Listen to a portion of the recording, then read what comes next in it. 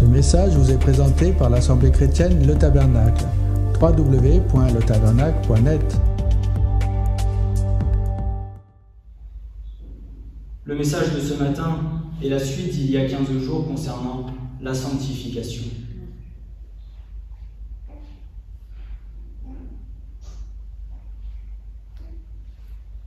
Le chemin que le Seigneur te demande de suivre, que le Seigneur me demande de suivre, est le chemin étroit et resserré, le seul menant à la porte étroite du royaume des cieux. Le chemin étroit et resserré étant le chemin de lumière sur lequel le Seigneur veut que nous marchions.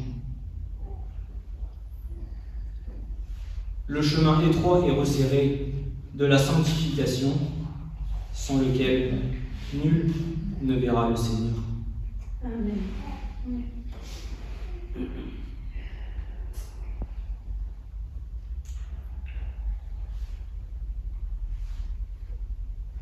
Le Seigneur use de grâce et de patience envers chacun d'entre nous.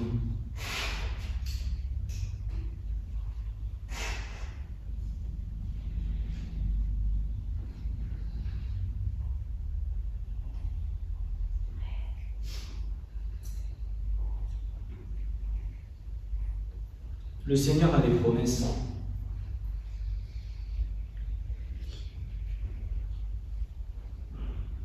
Mais il attend de nous notre obéissance et notre soumission à sa parole. Amen. Oui.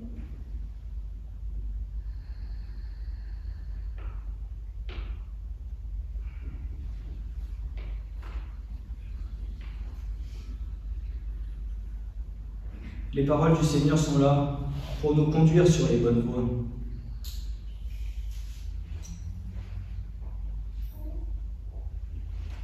Les paroles du Seigneur sont là afin que nous ne soyons pas entraînés vers des chemins qui nous amèneraient à la perdition.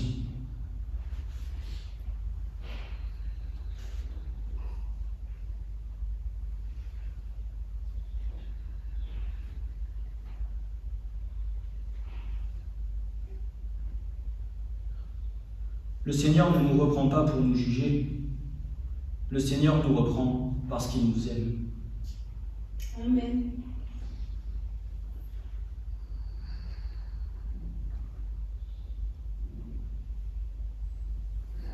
Tout ce que le Seigneur fait pour toi, tout ce que le Seigneur fait pour moi, il le fait uniquement par amour. Tout comme ce qu'il a accompli à la croix pour chacun d'entre nous.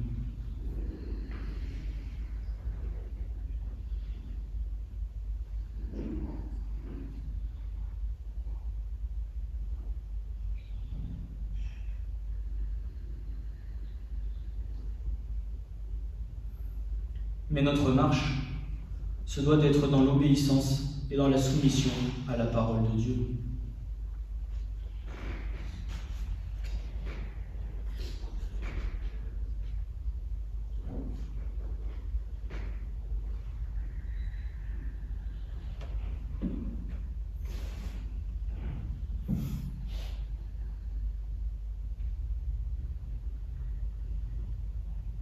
Le chemin de la sanctification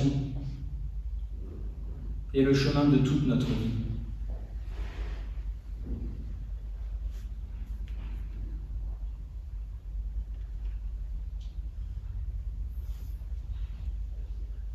Mais c'est un chemin sur lequel nous nous devons de marcher chaque jour.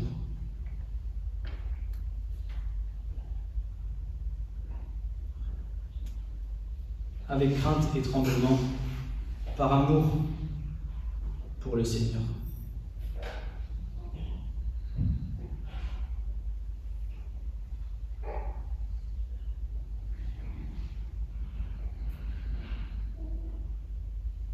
Et tout ce que le Seigneur nous demande de faire, toutes les paroles auxquelles le Seigneur nous demande d'obéir, c'est pour le bien de chacun d'entre nous. Amen.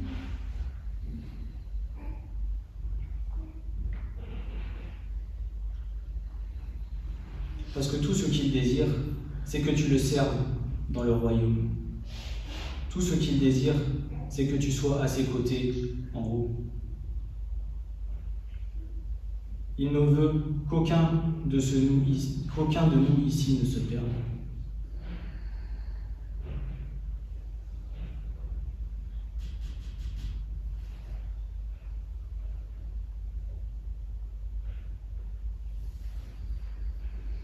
Il en va de chacun d'entre nous de choisir le chemin que nous voulons suivre.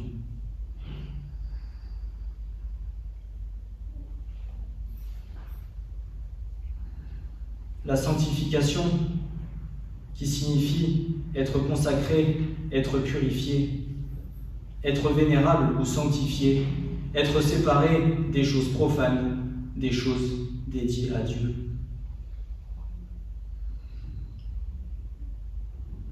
Même si nous faisons partie du monde, le Seigneur nous demande d'être en dehors du monde. Amen. Amen.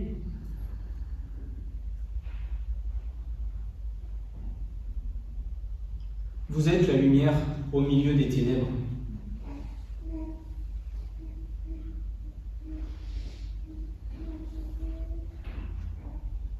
Sépare ce qui est vil de ce qui est précieux, et tu seras comme ma bouche.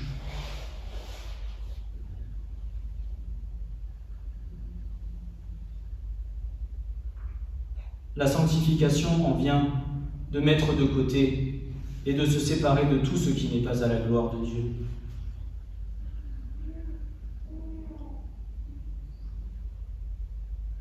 Certaines choses se feront instantanément lorsque le Seigneur viendra toucher ton cœur, mais pour d'autres, ce sera le chemin de toute ta vie jusqu'à ton dernier souffle.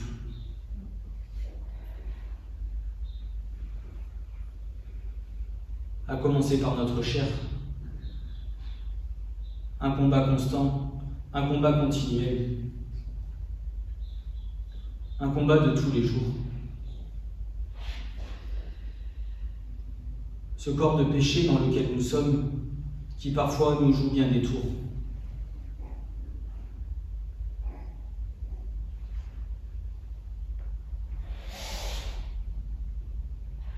Souvenez-vous de ce que nous avons reçu bien de nombreuses fois.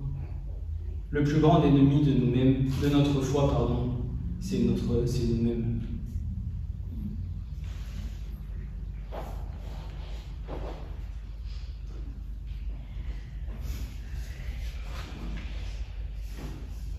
La sanctification implique le dépouillement du vieil homme et le revêtement de celui qui est nouveau. Le vieil homme est cette nature corrompue que chacun de nous a quand il naît dans ce monde. Le nouvel homme, lui, est la nouvelle nature qui prend naissance dans une personne lors de la régénération, lorsque Christ vient toucher nos vies.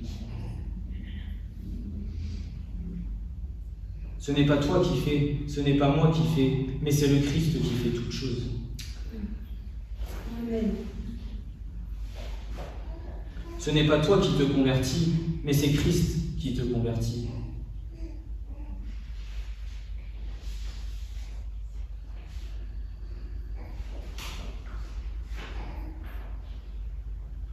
Toute chose doit être rendue à la gloire de Dieu. Notre vieil homme est cette disposition qui a tendance à nous dominer avec la capacité de servir Satan, le moi et le péché. Mais le nouvel homme que le Saint-Esprit a produit en nous, nous donne lui la capacité de servir Dieu et notre prochain et de soutenir ce qui est juste. Et je redonne ce passage de Romains 8, versets 12 et 13, où Paul nous dit « Ainsi donc, frères, nous sommes débiteurs, non pas à la chair pour vivre selon la chair, car si vous vivez selon la chair, vous mourrez. Mais si par l'Esprit vous faites mourir les actions du corps, vous vivrez. Car tous ceux qui sont conduits par l'Esprit de Dieu, ceux-là sont fils de Dieu. » Amen. Est-ce que toute notre vie est conduite par l'Esprit de Dieu, ou bien est-ce que notre vie est conduite par nos propres désirs et ce que nous voulons accomplir nous-mêmes?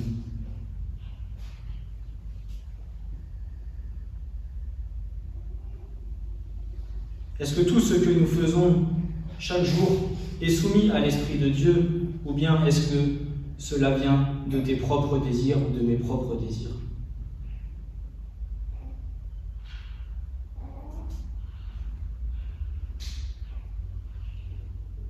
Et bien de fois, nous nous écoutons nous-mêmes et nous sommes dans l'erreur. C'est vrai.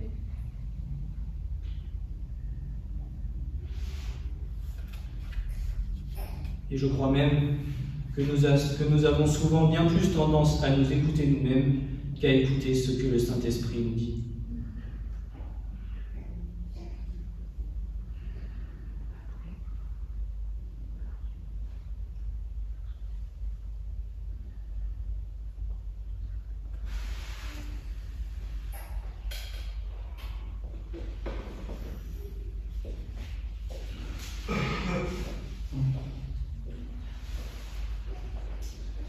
Le rôle de Dieu consiste avant tout en ce qu'il rend possible notre sanctification.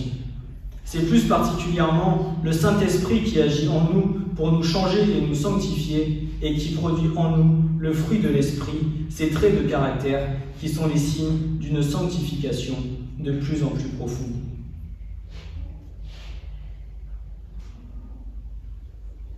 Au fur et à mesure que nous avançons dans notre marche avec le Seigneur, il attend de nous que notre relation soit de plus en plus profonde et de plus en plus intime avec lui.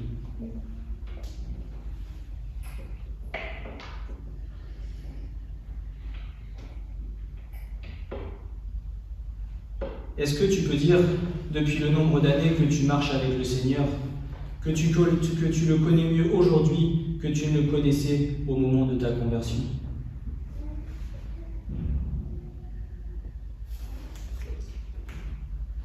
Es-tu capable de reconnaître le son de sa voix lorsqu'il te parle?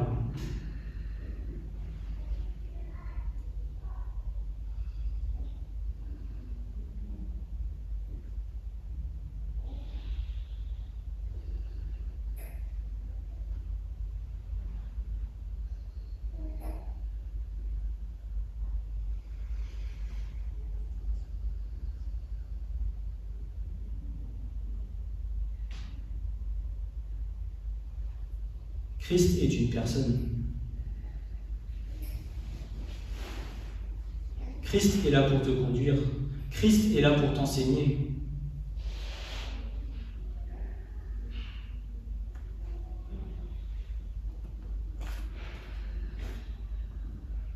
Christ est là pour te faire marcher sur le droit chemin. Amen.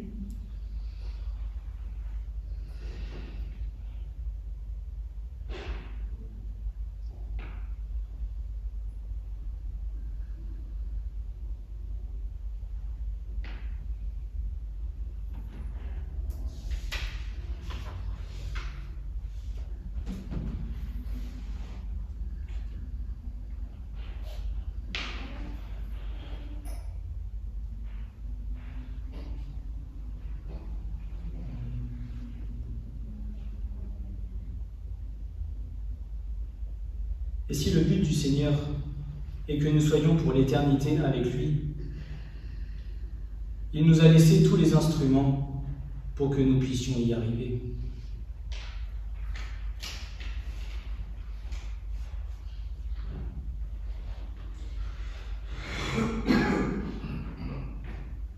Nous avions vu il y a 15 jours ce qu'était réellement la sanctification. Nous allons voir quels sont les moyens que le Seigneur nous a donnés pour pouvoir marcher sur le chemin de la sanctification.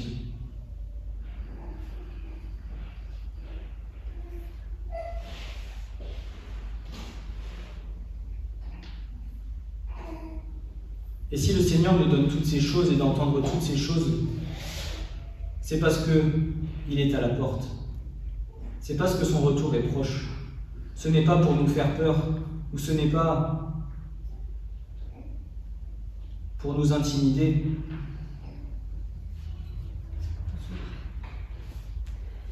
C'est pour que nous puissions entendre la vérité de sa parole et que nous puissions revenir à l'essentiel de notre marche. lui, le Christ, le Fils du Dieu vivant. Tu aimeras le Seigneur ton Dieu de tout ton cœur, de toute ton âme et de toute ta force.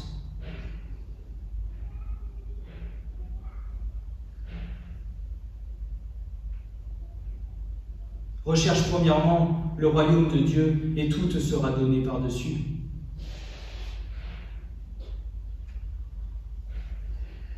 Lève les yeux vers le ciel, lève les yeux vers le Christ. Faisons abstraction de toutes ces choses du monde qui nous entourent, de toutes ces choses du monde qui nous oppressent, qui nous pourrissent la vie, qui nous empêchent de vivre notre foi comme Christ voudrait que nous la vivions.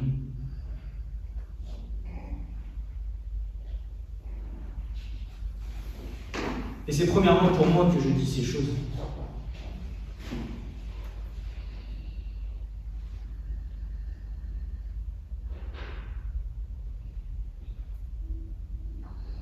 Vous verrez à la fin du message, le Seigneur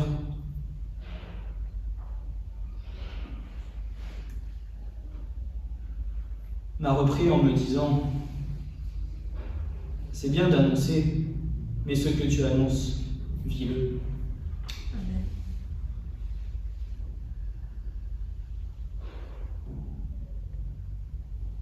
Et lorsque tu annonces la parole de Dieu, que ce soit toi, que ce soit moi,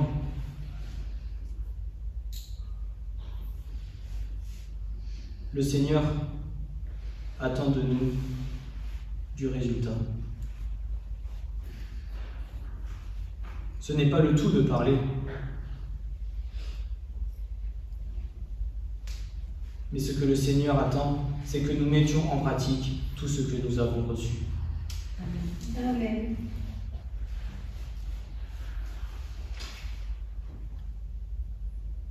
Premièrement, la sanctification par la parole de Dieu. 1 Corinthiens 3, verset 16 nous dit ceci. « Ne savez-vous pas que vous êtes le temple de Dieu et que l'Esprit de Dieu habite en vous ? Dieu ne laisse pas ses enfants sans moyens pour marcher dans la sainteté durant leur séjour terrestre. Il leur donne son Saint-Esprit. Cependant, la parole nous apprend que la sanctification ne peut être ni l'œuvre du Saint-Esprit seul, ni l'œuvre du racheté seul. La sanctification ne peut pas venir uniquement de la part du Saint-Esprit et ne peut pas venir uniquement de toi ou de moi. C'est une communion de cœur à cœur entre l'Esprit de Dieu, entre le Seigneur et nous-mêmes.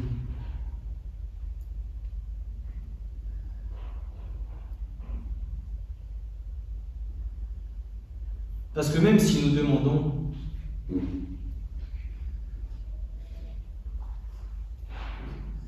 nous avons aussi une part à faire.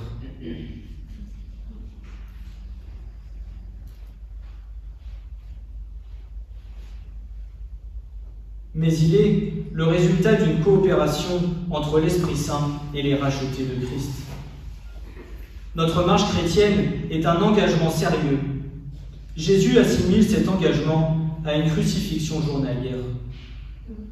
Et il disait à tous, « Si quelqu'un veut venir après moi, qu'il se renonce soi-même et qu'il prenne sa croix chaque jour et me suive. » Amen. Car quiconque voudra sauver sa vie la perdra, et quiconque perdra sa vie pour l'amour de moi, celui-là la sauvera.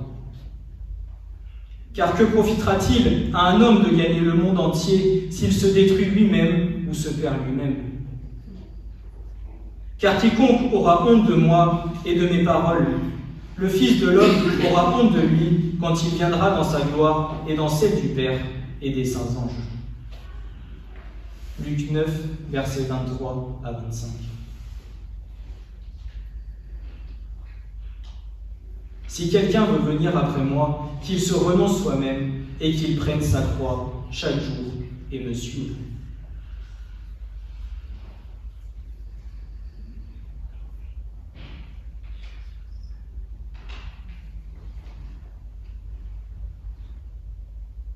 Il y a un prix à payer pour appartenir au Christ. Mais ce prix a bien plus de valeur que l'or. Ce prix a bien plus de valeur que toutes les choses de ce monde ici-bas. Ce prix, c'est la vie éternelle et l'amour de Christ à chaque instant de nos vies.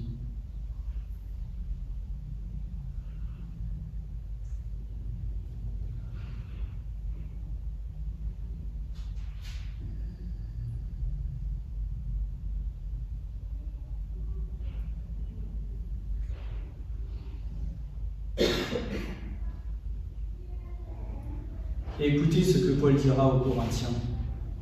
2 Corinthiens 4, verset 17. « Car notre légère tribulation d'un moment opère pour nous en mesure surabondante, en poids éternel de gloire. »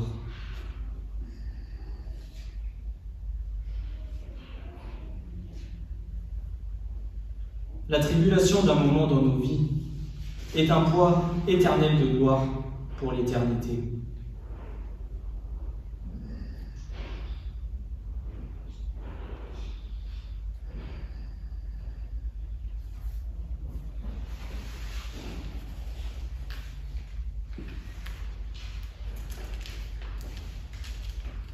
Et Luc rajoutera au chapitre 14 et verset 27, « Et quiconque ne porte pas sa croix et ne vient pas après moi ne peut être mon disciple. »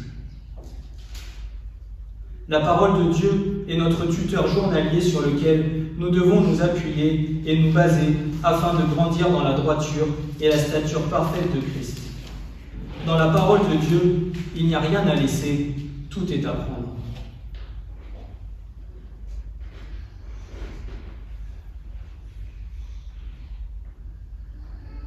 Même s'il y a des choses que tu ne comprends pas dans la parole, un jour ou l'autre, le Seigneur te le révélera. Mais si un jour quelqu'un vient et te dit « Non mais ça, c'est les choses anciennes, ces choses-là sont passées, maintenant, c'est à ces choses-là qu'il faut obéir, celles-ci, ne les écoute plus. » Ne lui obéis pas. Parce que du premier chapitre de la Genèse au dernier chapitre de l'Apocalypse, tout est oui et amen.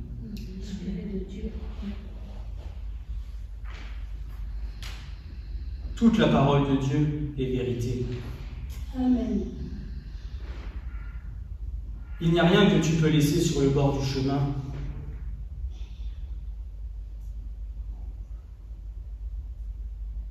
Mais il nous faut pouvoir obéir à tout ce que nous avons reçu.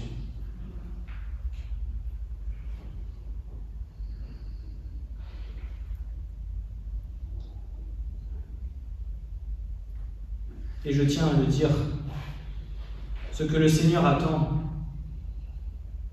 ce n'est pas que tu connaisses sa parole par intelligence.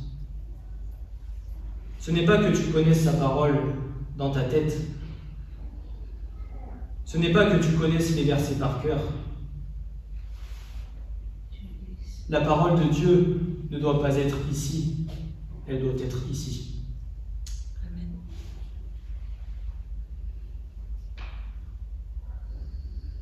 Parce qu'elle aura bien plus d'impact lorsque tu la recevras droit dans ton cœur plutôt que lorsque tu la connaîtras par ta propre intelligence.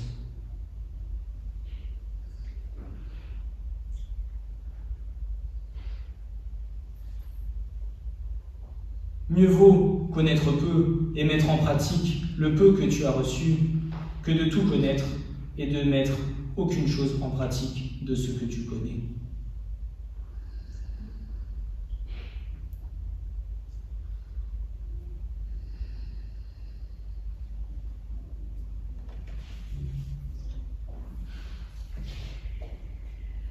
Christ nous enseigne que toute âme qui désire le suivre et être son disciple doit d'abord déterminer s'il est prêt ou non à en payer le prix.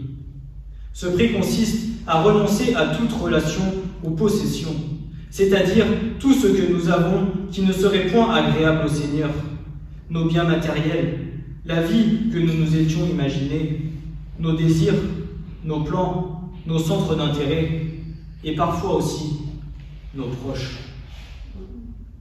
Amen.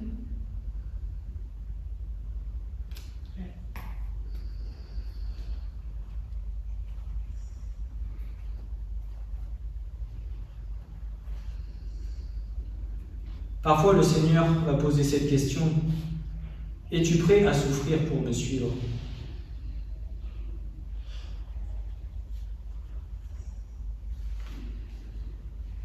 Lorsque le Seigneur se présente sur le chemin de nos vies,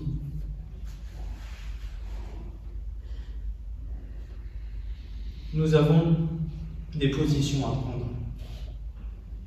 Et parfois même vis-à-vis de nos proches, de nos parents, de nos frères, de nos sœurs.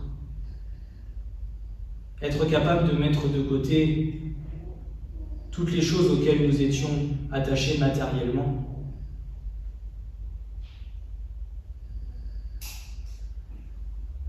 Viens toi, suis-moi.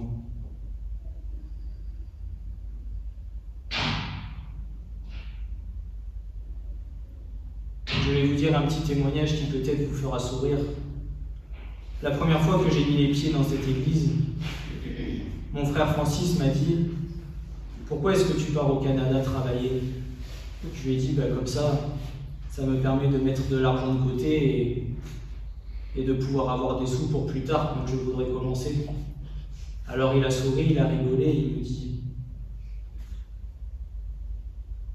il me dit comment il m'avait dit ça? Est-ce que tu crois vraiment que c'est important d'avoir de l'argent sur son compte? Qu'est-ce que tu vas faire de tout cet argent? Est-ce que tu crois vraiment que c'est cette chose-là qui va te sauver? Et je lui dis: je sais pas, j'en sais rien. Et aujourd'hui, je n'ai plus rien du tout. Je suis à sec. Et j'étais quelqu'un qui était attaché à l'argent. J'étais un rapia, comme on disait dans le monde. Un sou est un sou. Et aujourd'hui, je n'ai plus rien. Mais gloire à Dieu, parce que chaque jour, la seule espérance que j'ai, je m'attends au Seigneur. Amen. Amen. Alors oui, c'est pas facile. Mais au moins, nous ne pouvons pas faire les choses par nos propres forces et nos propres moyens, mais nous ne pouvons que nous attendre à Dieu. Et lorsque nous recevons cette chose du Seigneur, il y a bien plus de joie que si jamais j'avais pu me l'offrir par moi-même. Lorsque vous avez des voisins qui viennent frapper à votre porte et qui viennent vous apporter à manger alors que vous n'aviez plus rien, vous ne pouvez pas vous dire autre chose. Merci Seigneur. Et il y a 3 fois plus ou 10 fois plus de joie de recevoir ces choses-là que de se dire: Seigneur, j'ai plus à manger dans mon frigo, je vais aller m'acheter un McDo, me faire un restaurant, c'est pas grave.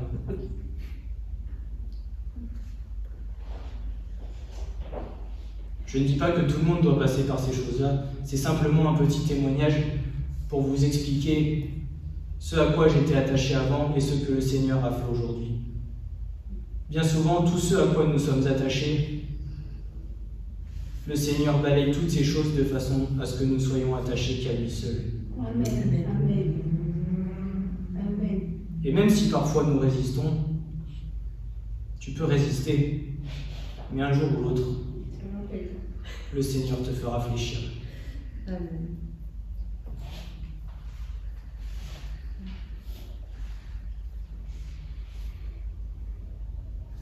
Cela ne signifie pas que nous devons rejeter tout ce que nous avons, mais que cela doit être mis au bénéfice et au service de Christ et placé sous sa direction.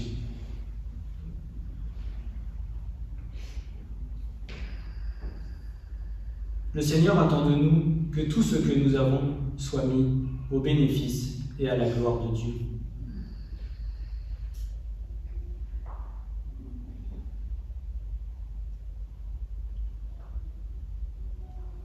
Le Seigneur te permet d'avoir une maison, tant mieux. Merci Seigneur, mais cette maison, elle est à toi et elle t'appartient. Et c'est par la grâce, et c'est par ta grâce que j'ai pu l'avoir, Seigneur. Aucune chose de ce que nous avons ne nous appartient. Tout est à lui.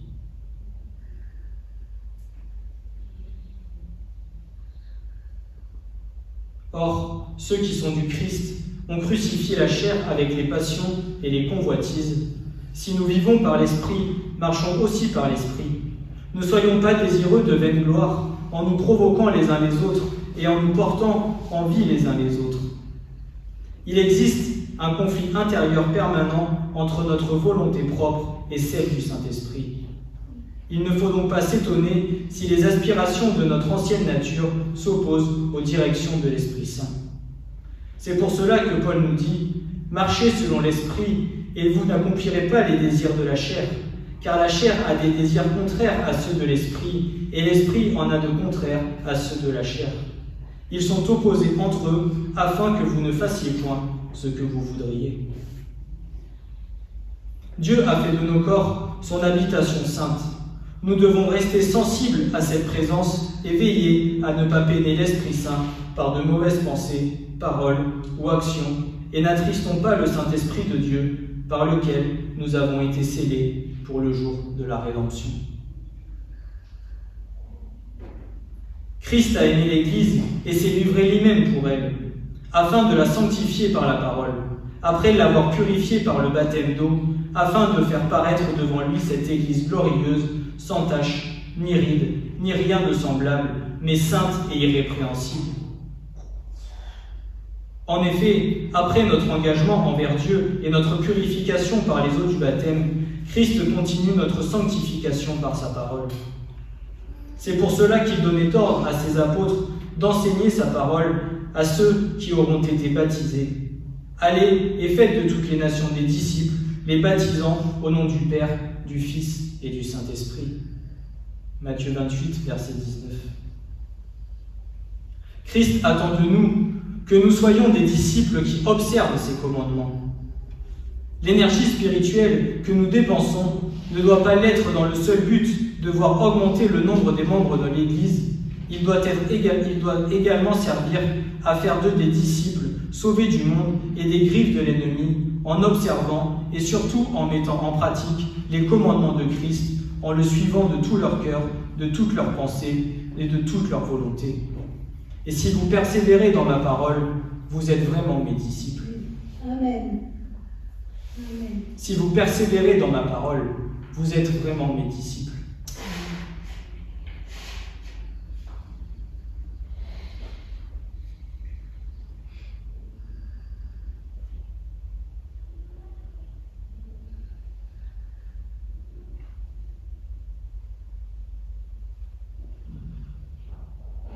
Le Seigneur préférera une assemblée avec 15 brebis qui entendent, qui écoutent et qui mettent en pratique la parole, plutôt qu'une assemblée avec 1000 ou 2000 brebis, mais qui viennent juste se donner bonne conscience chaque dimanche en se disant « Je suis venu à l'église, merci Seigneur, je repars à mes occupations ».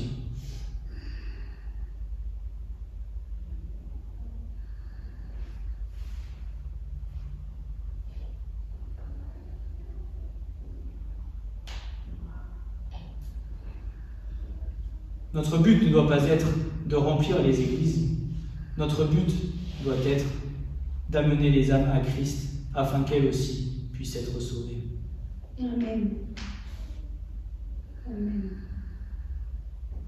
Et si cette âme donne son cœur au Seigneur, eh bien gloire à Dieu. Mais nous ne sommes que des instruments pour lui.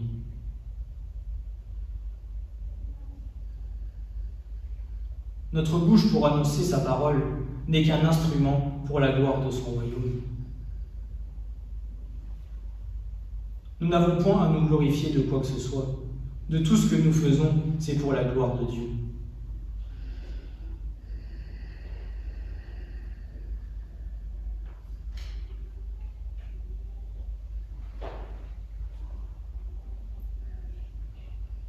En outre, il nous convient d'observer que Christ nous dit de concentrer nos efforts sur le salut des perdus et non sur la christianisation de la société ou sur la conquête du monde. Seigneur, sanctifie-nous par ta parole, car ta parole est la vérité. Demeurer constamment dans la parole de Dieu n'est pas une option, mais une obligation. Une obligation, voire une chose indispensable pour la sanctification et la marche d'un chrétien. Ceux qui ont de rares liens avec la parole de Christ ne sont pas ses disciples, mais sont des visiteurs de simples explorateurs de la religion chrétienne. Il nous est impossible d'avoir une vie de sanctification sans relation étroite avec la parole de Dieu et une soif continuelle de cette nourriture. Une vie sans étroite relation avec son Seigneur, qu'il en soit par la prière ou par la parole de Dieu, représente pour l'ennemi une proie facile à attraper.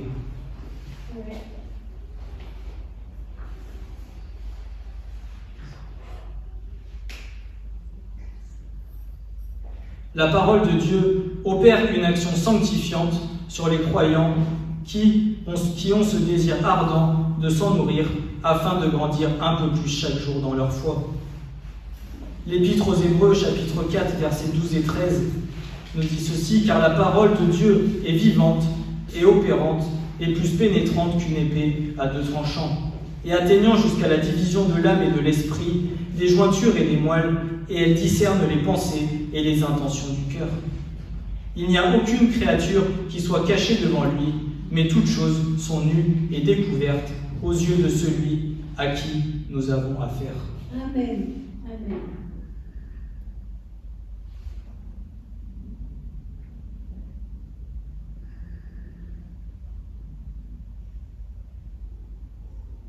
La sanctification par la parole de Dieu viendra à te faire grandir dans la foi, viendra parfois à te reprendre, viendra parfois à t'encourager, viendra parfois à te consoler.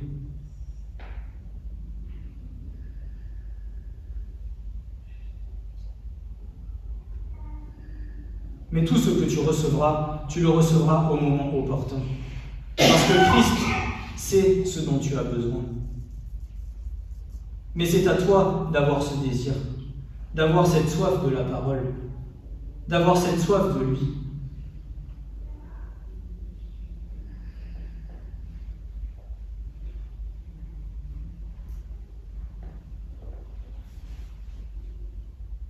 Il en va de notre salut.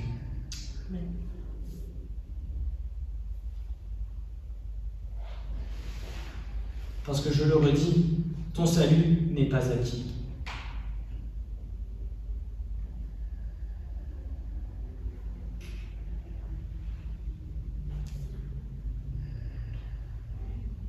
Ce n'est pas parce que tu as rencontré Christ une fois dans ta vie que tu es sauvé.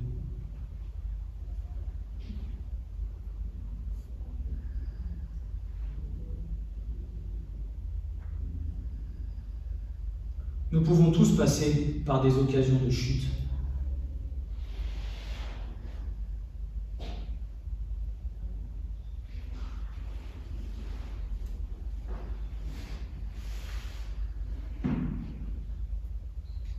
C'est pour cela que le Seigneur nous dit « Voici le chemin, marchez-y », afin de ne pas chuter.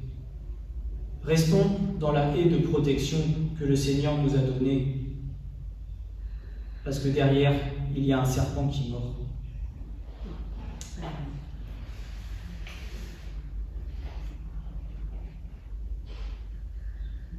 Mais si nous ne faisons pas de la nourriture, de la parole, notre nourriture,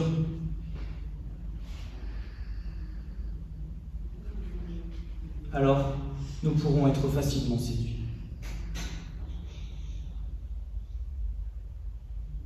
Parce que l'ennemi sait comment détourner la parole de Dieu et comment donner des demi-vérités, de façon à ce qu'un maximum d'âmes soient séduites.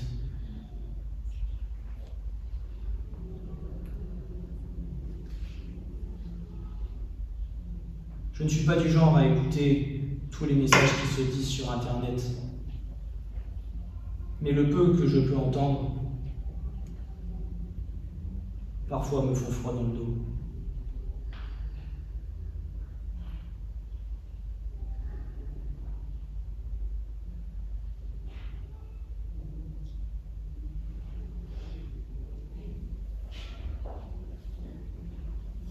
en étudiant systématiquement les Écritures, nous pouvons découvrir ce qu'est véritablement la sainteté de Dieu et ainsi mener une vie en conséquence. De Genèse à Apocalypse, la Bible nous donne à contempler la grandeur infinie de cette sainteté divine et en même temps, elle nous fait toujours plus prendre conscience de la profondeur insondable de notre état de pécheur. Ni l'une ni l'autre ne peuvent être prises à la légère par le disciple de Christ. L'action sanctifiante de la parole se manifestera dans la mesure où nous obéissons. Mais mettez la parole en pratique et ne l'écoutez pas seulement, vous séduisant vous-même. Car si quelqu'un écoute la parole et ne la met pas en pratique, il est semblable à un homme qui considère sa face naturelle dans un miroir. Car il s'est considéré lui-même et s'en est allé, et aussitôt il a oublié quel il était. Mais celui qui aura regardé de près dans la loi parfaite, celle de la liberté, et qui aura persévéré, n'étant pas un auditeur oublieux, mais un faiseur d'œuvres, celui-là sera bien heureux dans son faire. Jacques 1, versets 22 à 25.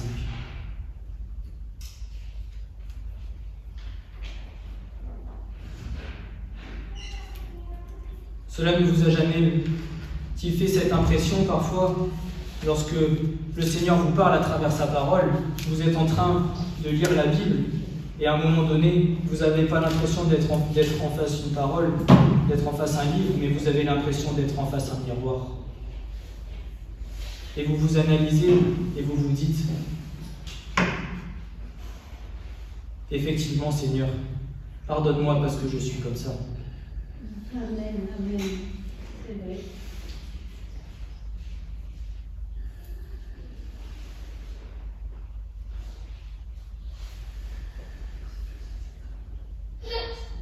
Mais vous savez, bien souvent, lorsque vous venez à vous mettre devant la parole de Dieu, le tout n'est pas seulement de l'ouvrir et de lire les versets qu'il y a, mais avant tout de disposer vos cœurs à recevoir la parole que le Seigneur a à vous donner.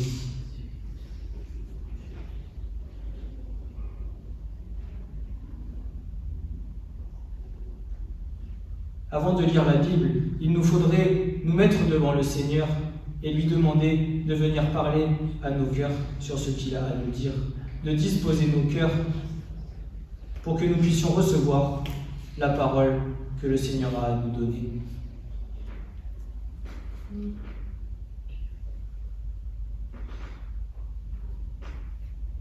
Il ne s'agit pas de lire 3 chapitres pour te donner bonne conscience et une fois la parole de Dieu refermée, tu ne te rappelles même plus de ce que tu as lu.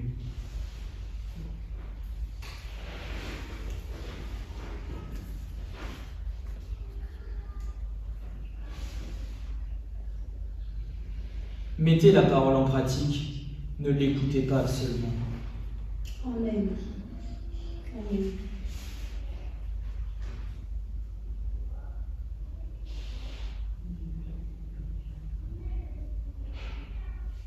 Écouter est une chose, mettre en pratique en est tout autre. L'obéissance vaut bien plus que les sacrifices, et le désir profond de mettre en pratique la parole de Dieu dans nos vies ne doit être qu'une simple reconnaissance de l'œuvre de Christ accomplie pour nous à la croix et de ce qu'il a fait de ce que nous sommes aujourd'hui. Christ ne regardera pas au nombre de versets que tu connaîtras par cœur, mais regardera si ce que tu as entendu de lui aura eu un impact dans ta vie et aura été mis en œuvre pour faire de toi et de moi, de chacun d'entre nous, un serviteur digne de le servir pour l'éternité. La parole de Dieu est une source de grâce, de puissance et de révélation, grâce à laquelle chacun de nous grandissons dans la foi et dans notre engagement envers Jésus-Christ, si du moins nous souhaitons le suivre jusqu'au bout. Ésaïe utilise une image puissante lorsqu'il dira que comme la pluie et la neige descendent des cieux et n'y retournent pas, mais arrosent la terre et la font produire et germer, et donner de la semence au semeur et du pain à celui qui mange, ainsi sera ma parole qui sort de ma bouche. Elle ne reviendra pas à moi sans effet, mais fera ce qui est mon plaisir et accomplira ce pourquoi je l'ai envoyée. Ésaïe 55, versets 10 et 11. La parole de Dieu est notre plus grande source de sanctification. Il nous est important de l'aimer, de faire d'elle notre joie et nos délices. Nous devons accepter ce qu'elle nous enseigne, que ce soit dans la réprimande ou dans l'encouragement, la serrer dans nos cœurs, lui faire confiance et placer toute notre espérance en ses promesses. Par-dessus tout, nous devons obéir à ses instructions et vivre en nous conformément à ce qu'elle dit. Dieu appelle ceux qui prêchent sa parole à la dispenser correctement et à la prêcher fidèlement, et chacun de nous sommes appelés à proclamer la parole de Dieu partout où nous allons. Amen. Amen.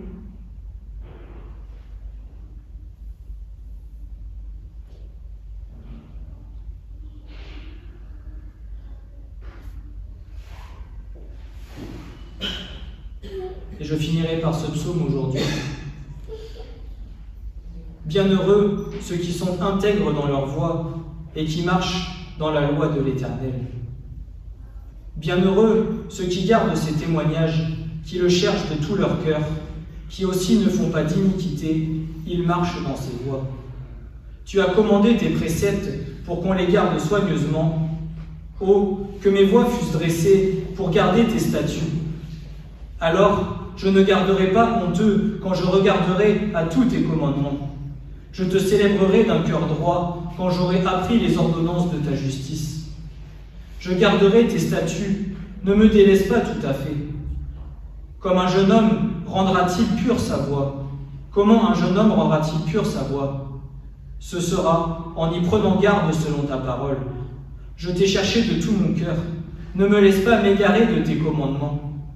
J'ai caché ta parole dans mon cœur afin que je ne prêche pas contre toi. Afin que je ne pêche pas contre toi. Éternel, tu es béni. Enseigne-moi tes statuts. J'ai raconté de mes lèvres toutes les ordonnances de ta bouche. J'ai pris plaisir au chemin de tes témoignages, autant qu'à toutes les richesses.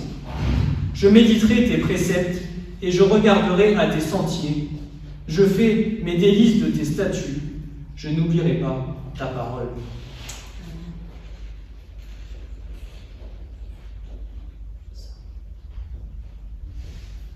Amen. Amen.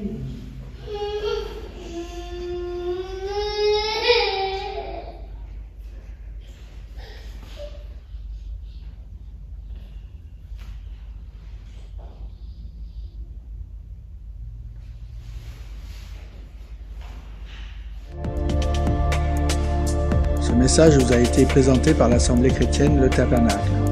www.letabernacle.net